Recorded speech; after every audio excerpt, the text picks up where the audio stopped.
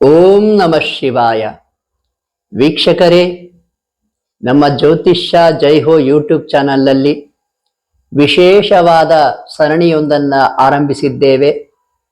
ನೀವು ನಿಮ್ಮಷ್ಟಕ್ಕೆ ನೀವೇ 12 ಮನೆಗಳನ್ನು ನಿಮ್ಮ ಜಾತಕದಲ್ಲಿ ಹೇಗೆ ಬಲಪಡಿಸಿಕೊಳ್ಳೋದಂತ ತಿಳಿಸ್ತಾ ಇದ್ದೇವೆ.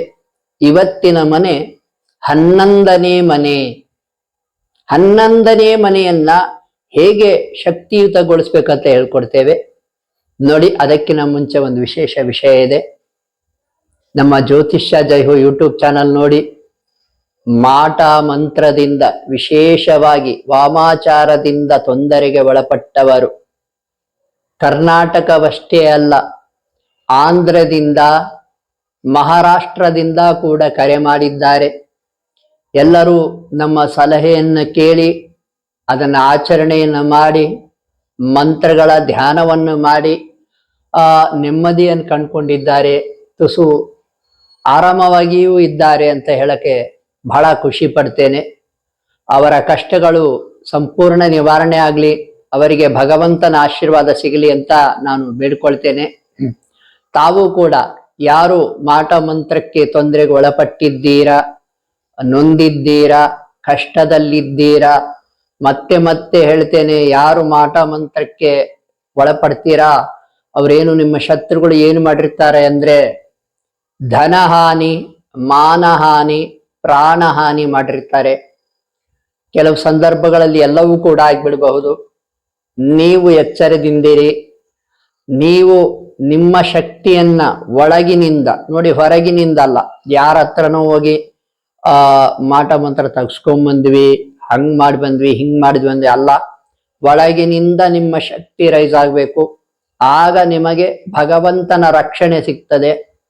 ಅದು ಧ್ಯಾನದಿಂದ ಸಾಧ್ಯ.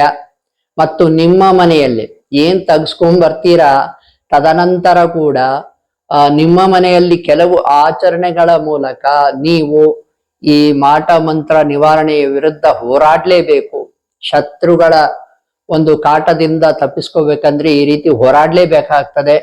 ನೀವು ಸಲಹೆಗಾಗಿ ನಮ್ಮ ವಾಟ್ಸಪ್ ನಂಬರ್ಗೆ ಕರೆ ಮಾಡಿ, ನಾವೇ ಸಲಹೆ ಕೊಡ್ತೇವೆ.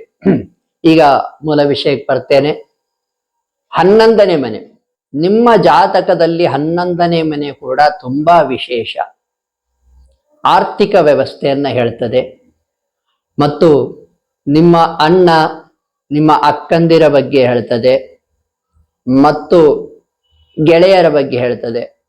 ನೋಡಿ, ಜಾತಕದಲ್ಲಿ ಅಂದ್ರೆ ನಿಮ್ಮ ಕುಂಡಲಿಯಲ್ಲಿ 2ನೇ ಮನೆ ಮತ್ತು 11ನೇ ಮನೆ, ಈ 2 ಮನೆಗಳು, 2ನೇ ಮನೆ ದುಡ್ಡಿನ ವಿಷಯವನ್ನು ತಿಳಿಸ್ತದೆ, ಆರ್ಥಿಕವಾಗಿ ನೀವು ಹೇಗಿರ್ತೀರಾ ಅಂತ ತಿಳಿಸ್ತದೆ. 11ನೇ ಮನೆ ಸರ್ವ ಲಾಭಗಳನ್ನ ತಿಳಿಸ್ತದೆ. ನೋಡಿ, 10ನೇ ಮನೆಯಿಂದ 11ನೇ ಮನೆ ಅನ್ನೋದು 2ನೇ ಮನೆ. ಅಂದ್ರೆ 10ನೇ ಮನೆ ಉದ್ಯೋಗ ಸ್ಥಾನವಾದ್ರೆ 11ನೇ ಮನೆ ಸರ್ವ ಲಾಭಗಳ ಸ್ಥಾನ. ಅಂದ್ರೆ ಉದ್ಯೋಗ ಮಾಡಿದಾಗ ದುಡ್ಡು ಬರ್ತದೆ ಅಂತ ತಿಳಿಸ್ತದೆ.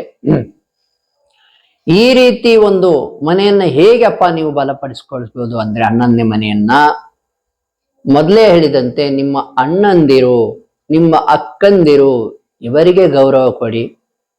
ಅವರು ಹೇಳಿದ ವಿಷಯಗಳನ್ನ ಒಳ್ಳೆಯದಾಗಿದ್ರೆ ಅದನ್ನು ಪಾಲಿಸಿ, ಅವರಿಗೆ ಸಹಾಯ ನೀಡಿ, ಅವರಿಗೆ ಸಹಕಾರ ನೀಡಿ, ಅವರಿಗೆ ಬೆನ್ನೆಲುಬಾಗಿ ನಿಲ್ಲಿ. ಅವರ ಕಷ್ಟಗಳಿಗೆ ನಿಮ್ಮ ಕೈಲಾದಷ್ಟು ನೋಡಿ, ಎಲ್ಲರಿಗೂ ಕಷ್ಟ ಅನ್ನೋದು ಬರೋದು ಸರ್ವೇ ಸಾಮಾನ್ಯ.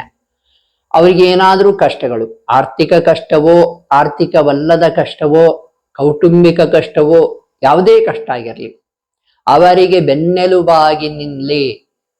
ಅವರಿಗೊಂದು ಮನಸ್ಸಿಗೆ ಅನ್ಸ್ಬೇಕು, ಓಕೆ, ನಮ್ಮ ತಮ್ಮ ಇದ್ದಾನಪ್ಪ, ಯಾವಾಗಲೂ ಸಹಾಯ ಮಾಡ್ತಾನೆ, ನಮಗೆ ಸಹಕಾರ ನೀಡ್ತಾನೆ ಅನ್ನೋಷ್ಟು ಮನೋಸ್ಥೈರ್ಯ ಅವರಿಗೆ ಇರಬೇಕು. ಅಷ್ಟು ನೀವು ಅವರಿಗೆ ಸಹಕಾರಿಯಾಗಿರಿ, ಅಣ್ಣಂದಿರಿಗೆ ಆಗ್ಲಿ, ಅಕ್ಕಂದಿರಿಗೆ ಆಗ್ಲಿ.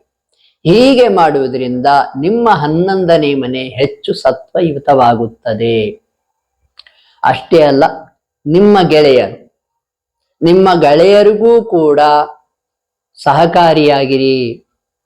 ಅವರಿಗೆ ಹೆಗಲು ಕೊಟ್ಟು ಸಹಾಯ ಮಾಡಿ, ಅವರ ಕಷ್ಟಗಳಲ್ಲಿ ಜೊತೆಯಾಗಿ ನಿಲ್ಲಿ.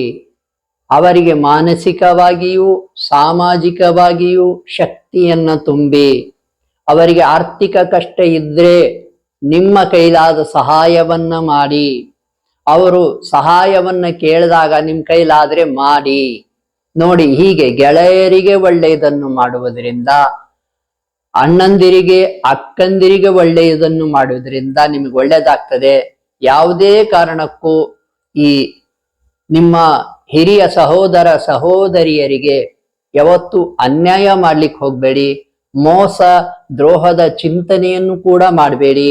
ಹಾಗೆ ಗೆಳೆಯರಿಗೂ ಕೂಡ ಮೋಸ ದ್ರೋಹದ ಚಿಂತನೆ ಯಾವತ್ತೂ ಮಾಡಬೇಡಿ.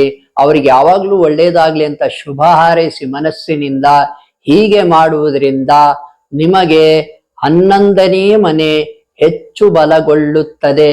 ಯಾಕೆಂದರೆ 11ನೇ ಮನೆ ಅನ್ನೋದು ಸರ್ವ ಲಾಭಗಳ ಸ್ಥಾನ. ಇನ್ನು ಜಾತಕದ ಮುಖಾಂತರ ನೋಡೋದಾದ್ರೆ 11ನೇ ಮನೆಯಲ್ಲಿ ಯಾವ ಗ್ರಹ ಇದೆ ಅಂತ ತಿಳ್ಕೊಂಡ್ಬಿಟ್ಟು ಆ ಗ್ರಹವನ್ನ ಏನ್ ಶಾಂತಿ ಮಾಡ್ಬೇಕು, ಅದು ಕೆಟ್ಟದ್ ಮಾಡೋದಿದ್ರೆ ಶಾಂತಿ ಮಾಡಿ, ಅಥವಾ ಅದು ಒಳ್ಳೇದ್ ಮಾಡೋದಿದ್ರೆ ಇನ್ನೂ ಹೆಚ್ಚು ಶಕ್ತಿಯುತಗೊಳಿಸಿ ಇದನ್ನ ನಿಮ್ಮ ಶಾಸ್ತ್ರಿಗಳ ಮುಖೇನ ತಿಳ್ಕೊಂಡು ಅದ್ ಮಾಡ್ಬೇಕಾಗ್ತದೆ. ಈ 11ನೇ ಮನೆಯನ್ನು ಹೆಚ್ಚು ಬಲಪಡಿಸ್ಕೊಳ್ಳಿ. ಹೆಚ್ಚು ಸರ್ವ ಲಾಭದ ಸ್ಥಾನ ಅಂತ ಹೇಳ್ಬಿಟ್ಟಿದ್ದೇನೆ. ಹೆಚ್ಚು ಲಾಭ ಗಳಿಸಿ ಆರ್ಥಿಕವಾಗಿ ಸುವ್ಯವಸ್ಥೆಯನ್ನು ಹೊಂದಿರಿ ಅಂತ ಹೇಳ್ತಾ ಈ ವಿಡಿಯೋನ ಮುಗಿಸ್ತಾ ಇದ್ದೇನೆ. ಶುಭವಾಗಲಿ.